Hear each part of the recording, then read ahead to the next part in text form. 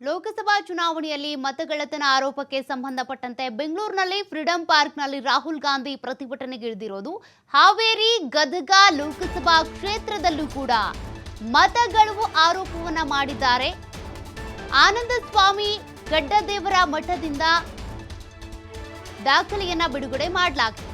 ಹಾವೇರಿ ಗದಗ ಲೋಕಸಭಾ ಕ್ಷೇತ್ರದಲ್ಲೂ ಕೂಡ ಪರಾಜಿತ ಅಭ್ಯರ್ಥಿ ಬಸವರಾಜ ಬೊಮ್ಮಾಯಿ ವಿರುದ್ಧ ಪರಾಜಯಗೊಂಡಿರುವಂತಹ ಅಭ್ಯರ್ಥಿ ಇಂದಿನ ಹೋರಾಟದಲ್ಲಿ ಈ ಬಗ್ಗೆ ದಾಖಲೆ ಸಮೇತ ದಾಖಲೆಗಳನ್ನು ಬಿಡುಗಡೆ ಮಾಡುವುದರ ಮೂಲಕ ಇಲ್ಲಿ ಪ್ರತಿಭಟನೆಯಲ್ಲಿ ಭಾಗಿಯಾಗ್ತಿದ್ದಾರೆ. ಈಗಾಗಲೇ ದಾಖಲೆ ಸಮೇತ ಬೆಂಗಳೂರಿನಲ್ಲಿ ಉಳ್ಕೊಂಡಿದ್ದಾರೆ ಆನಂದ ಸ್ವಾಮಿ.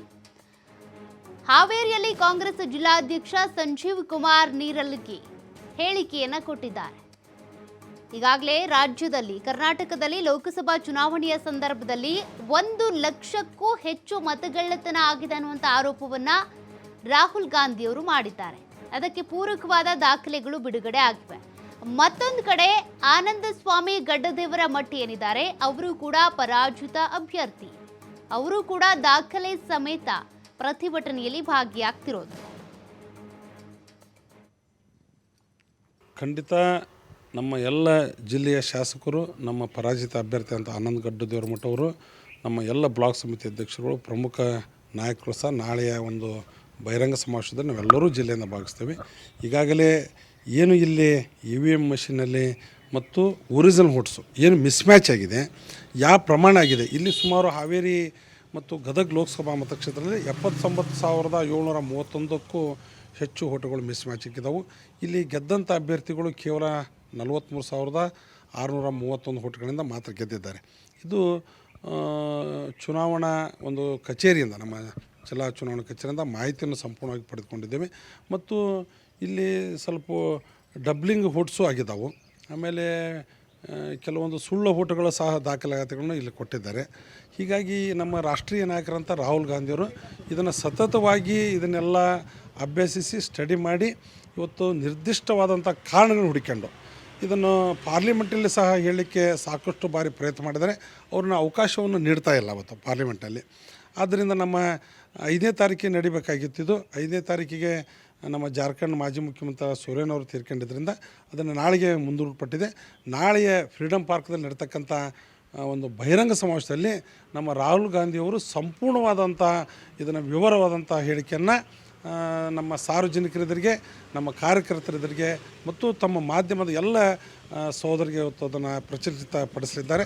ಖಂಡಿತವಾಗಿಯೂ ಏನು ಚುನಾವಣಾ ಆಯೋಗವನ್ನು ಏನು ಇವತ್ತು ಕೇಂದ್ರ ಸರ್ಕಾರ, ಮೋದಿಯವ್ರ ಸರ್ಕಾರ ಏನು ದುರುಪಯೋಗಪಡಿಸ್ಕೊಳ್ತಾ ಇದೆಯೋ ಅದನ್ನು ನಾಳೆ ಬಹಿರಂಗಪಡಿಸಲಿಕ್ಕೆ ನಮ್ಮ ನಾಯಕರು ಬರ್ತಾಯಿದ್ದಾರೆ. ಇವತ್ತು ಇಲ್ಲ, ನಮ್ಮಲ್ಲಿ ಹಾವೇರಿ ಮತ್ತು ಗದಗ ಲೋಕಸಭಾ ಚುನಾವಣೆಯಲ್ಲಿ ನಮ್ಮ ಅವತ್ತು ನಡೆದಂಥ ಏನು ಚುನಾವಣೆ ರಿಸಲ್ಟ್ ಬಂದ ತಕ್ಷಣವೇ ನಮ್ಮ ಅಲ್ಲಿ ಕೌಂಟಿಂಗ್ ಏಜೆಂಟರು ಅದ್ರ ಬಗ್ಗೆ ಮಾಹಿತಿಯನ್ನು ನಮ್ಮ ಪಾರ್ಟಿ ಕಚೇರಿಯಲ್ಲಿ ಹೇಳಿದರು. ಅದ ನಂತರ ನಾವು ಅದ್ರ ಬಗ್ಗೆ ಒಂದು ಸಣ್ಣ ತಕರಾರನ್ನು ನಮ್ಮ ಮಾನ್ಯ ಜಿಲ್ಲಾಧಿಕಾರಿಗಳು ಮತ್ತು ಚುನಾವಣಾಧಿಕಾರಿಗಳಿಗೆ ನಾವು ಕೊಟ್ಟಿದ್ವಿ. ಆದರೆ ನಾವು ದುರದೃಷ್ಟವತ್ತು ನಾವು ಅದರ ಬಗ್ಗೆ ಸೀರಿಯಸ್ ಆಗಿ ತೆಗೆದುಕೊಳ್ಳ. ಯಾವಾಗ ನಮ್ಮ ರಾಷ್ಟ್ರೀಯ ನಾಯಕರಂಥ ರಾಹುಲ್ ಗಾಂಧಿಯವರು ಇದರ ಬಗ್ಗೆ ಭಾಳ ಸಮಗ್ರವಾಗಿ ಏನು ಅಭ್ಯಾಸ ಮಾಡಿಕೊಂಡು ಇದರ ಎಲ್ಲಿ ಲೋಪದೋಷಗಳಾಗಿದೆ, ಯಾಕೆ ನಮ್ಮ ಕಾಂಗ್ರೆಸ್ ಅಭ್ಯರ್ಥಿಗಳು ಅಲ್ಪ ಅಂತರದಿಂದ ಇವತ್ತು ನಮ್ಮಲ್ಲಿ ಸೋತಿದ್ದಾರೆ, ಅಲ್ಲೆಲ್ಲ ಸ್ಟಡಿ ಮಾಡಿದಾಗ ಏನು ಚುನಾವಣಾ ಆಯೋಗವನ್ನು ಸಂಪೂರ್ಣವಾಗಿ BJP ಅಭ್ಯರ್ಥಿಗಳು ದುರುಪಯೋಗಪಡಿಸಿಕೊಂಡು. ಮತ್ತಷ್ಟು ಡೀಟೇಲ್ಸ್ ಕೊಡ್ತಾರೆ ಪ್ರತಿನಿಧಿ ಯಲ್ಲಪ್ಪ.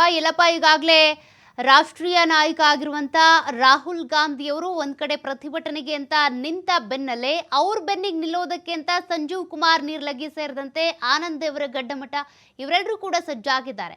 ಅಲ್ಲಿ ಗದಗ ಹಾಗೂ ಹಾವೇರಿ ಲೋಕಸಭಾ ಕ್ಷೇತ್ರದಲ್ಲಿ ಮತಗಳ್ಳತನ ಆಗಿದೆ ಅನ್ನೋದಕ್ಕೆ ಸಂಬಂಧಪಟ್ಟಂತೆ ದಾಖಲೆಗಳು ಲಭ್ಯವಾಗಿದ್ದಾವ? ಅಂಕಿಅಂಶಗಳು ಏನು ಹೇಳ್ತವೆ? ಈಗಾಗಲೇ ಈ ಒಂದು ಚುನಾವಣಾ ಆಯೋಗವನ್ನ ಕೇಂದ್ರ ಸರ್ಕಾರ ದುರುಪಯೋಗ ಮಾಡಿಕೊಡ್ತಾ ಇದೆ ಅಂತೇಳಿ ಚುನಾವಣಾ ಆಯೋಗದ ವಿರುದ್ಧ, ಅದು ಬೆಂಗಳೂರಿನ ಒಂದು ಸೆಂಟ್ರಲ್ ಕ್ಷೇತ್ರದಲ್ಲಿ ದೊಡ್ಡ ಮಟ್ಟದ ಇಲ್ಲಿ ಅಂತಂದ್ರೆ ಒಂದು ಮತಗಳ ಕಳ್ಳತನ ಆಗಿದಾವೆ ಅಂತೇಳಿ ಗಂಭೀರ ಆರೋಪವನ್ನ ಕಾಂಗ್ರೆಸ್ ವರಿಷ್ಠ ರಾಹುಲ್ ಗಾಂಧಿ ಅವರು ಮಾಡಿದ್ರೆ. ಇದರ ಬೆನ್ನಲ್ಲೇ ಈಗ ಒಂದು ಬೃಹತ್ ಪ್ರತಿಭಟನೆಯನ್ನು ಸಹ ಇಲ್ಲಿ ಅಂದ್ರೆ ರಾಹುಲ್ ಗಾಂಧಿ ಬೆಂಗಳೂರಲ್ಲಿ ಹಮ್ಮಿಕೊಂಡಿದ್ದಾರೆ. ಇದರ ನಡುವೆ ಇಲ್ಲಿ ಅಂದರೆ ಮಹತ್ತರವಾದಂತಹ ಕೆಲವೊಂದಿಷ್ಟು ದಾಖಲೆಗಳನ್ನ ಈಗ ಸಂಜೀವ್ ಕುಮಾರ್ ನಿರಲ್ಗಿ, ಹಾವೇರಿಯ ಕಾಂಗ್ರೆಸ್ನ ಜಿಲ್ಲಾಧ್ಯಕ್ಷ ಸಂಜೀವ್ ಕುಮಾರ್ ನಿರಲ್ಗಿ ಅವರು ಬಿಡುಗಡೆ ಮಾಡಿದ್ದಾರೆ. ಯಾಕಂದ್ರೆ ಹಾವೇರಿ ಗದಗ ಲೋಕಸಭಾ ಕ್ಷೇತ್ರ ಅಂದ್ರೆ ಇದು ಬಹಳಷ್ಟು ಜಿದ್ದಾಜಿನ್ನ ಕ್ಷೇತ್ರವಾಗಿತ್ತು. ಯಾಕಂದ್ರೆ ಇಲ್ಲಿ ಮಾಜಿ ಮುಖ್ಯಮಂತ್ರಿ ಬಸವರಾಜ ಬೊಮ್ಮಾಯಿ ಅವರದ್ದು ಸ್ಪರ್ಧೆ ಮಾಡಿದ್ರು ಬಿಜೆಪಿ ಅಭ್ಯರ್ಥಿಯಾಗಿ. ಇಲ್ಲಿ ಕಾಂಗ್ರೆಸ್ನ ಅಭ್ಯರ್ಥಿಯಾಗಿ ಆನಂದ್ ಸ್ವಾಮಿ ಗಡ್ದೇವರಮಠ ಅವರ ವಿರುದ್ಧ ಇಲ್ಲಿ ಅಂತಂದ್ರೆ ಸ್ಪರ್ಧೆ ಮಾಡಿದ್ರು. ಆದ್ರೆ ಅವರು ಇಲ್ಲಿ ಅಂದ್ರೆ ಕೇವಲ 43,631 ಮತಗಳ ಅಂತರದಿಂದ ಆನಂದ್ ಸ್ವಾಮಿ ಗಡ್ದೇವರಮಠ ಇಲ್ಲಿ ಅಂದ್ರೆ ಪರಾಭವಗೊಂಡ್ರು. ನಂತರ ಇಲ್ಲಿ ಅಂದ್ರೆ ಈಗ ಸಂಜೀವ್ ನಿರಲ್ಗಿ ಅವರು ಆರೋಪ ಮಾಡಿರೋದು ಏನು ಅಂತಂದ್ರೆ 79,731 ಮತಗಳು ಇವಿಎಂ ಮತ್ತು ಇಲ್ಲಿ ಅಂದ್ರೆ ಬೇರೆ ಮತಗಳ ಒಟ್ಟು ಮತದಾನಕ್ಕೂ ಮತ್ತು ಇವಿಎಂ ಮತದಾನಕ್ಕೂ ಇಲ್ಲಿ ಅಂದ್ರೆ ಬಹಳಷ್ಟು ಇಲ್ಲಿ ಅಂತ ನಮ್ಗೆ ವ್ಯತ್ಯಾಸ ಇವೆ. ಮತ್ತು ಕೆಲವೊಂದಿಷ್ಟು ಕ್ಷೇತ್ರಗಳಲ್ಲಿ ಕೆಲವೊಂದಿಷ್ಟು ಬೂತ್ಗಳಲ್ಲಿ ಡಬ್ಲಿಂಗ್ ಮತ್ತು ನಕಲಿ ಮತದಾನಗಳು ಆಗಿವೆ. ಈ ಸಂದರ್ಭಕ್ಕೆ ನಾವು ದಾಖಲೆಗಳನ್ನ ಬಿಡುಗಡೆ ಮಾಡ್ತೀವಿ. ಅದರ ನಡುವೆ ಇಲ್ಲಿ ಅಂತಂದ್ರೆ ಈಗಾಗಲೇ ಪರಾಭವಗೊಂಡಂತಹ ಆನಂದ್ ಸ್ವಾಮಿ ಗಡ್ದೇವರಮಠ ಅವರು ಬೆಂಗಳೂರಲ್ಲೇ ಬೀಡು ಬಿಟ್ಟಿದ್ದಾರೆ.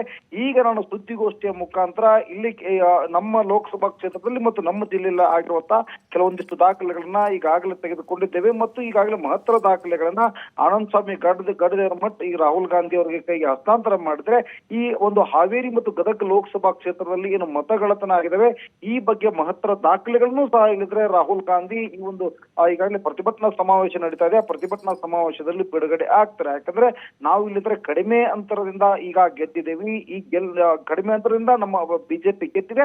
ನಮ್ಮ ಪಕ್ಷದ ಅಭ್ಯರ್ಥಿ ಇಲ್ಲಿ ಅಂತಾರೆ ಪರಾಭವಗೊಂಡಿದ್ರೆ ಈ ಪರಾಭವಗೊಳ್ಳಿಕ್ಕೆ ಇವಿಎಂ ನ ಮತಗಳು ವ್ಯತ್ಯಾಸ ಆಗಿದ್ದಾವೆ. ಇದರ ಜೊತೆಗೆ ಇಲ್ಲಿ ಅಂತಂದ್ರೆ ಮತ ಎಣಿಕೆಗೂ ಮತ್ತು ಇವಿಎಂ ಮೆಷಿನ್ಗೆ ವ್ಯತ್ಯಾಸ ಆಗಿದ್ದಲ್ಲದೆ ಇಲ್ಲಿ ಅಂದ್ರೆ ನಕಲಿ ಮತಗಳು ಚಲಾವಣೆ ಆಗಿದ್ದಾವೆ. ಹೀಗಾಗಿ ನಾವು ಸೋಲುಂಡಬೇಕಾಗಿದೆ. ಇದಕ್ಕೆ ಸಂಸ್ಥೆಗೆ ನಾವು ಬೂತ್ ಮಟ್ಟದಲ್ಲೂ ಸಹ ಮುಂದಿನ ದಿನಗಳಲ್ಲಿ ಹೋರಾಟ ಮಾಡ್ತೀವಿ. ಸದ್ಯ ರಾಹುಲ್ ಗಾಂಧಿಗೆ ಈ ಒಂದು ದಾಖಲೆಗಳನ್ನ ಕೊಟ್ಟಿದ್ದೇವೆ ಅಂತೇಳಿ ಸಂಜೀವ್ ಕುಮಾರ್ ನಿರಲ್ಗಿ ಹೇಳ್ತಿದ್ದಾರೆ. ಓಕೆ, ಥ್ಯಾಂಕ್ ಯು ಎಲ್ಲಪ್ಪ ಮಾಹಿತಿಗೆ.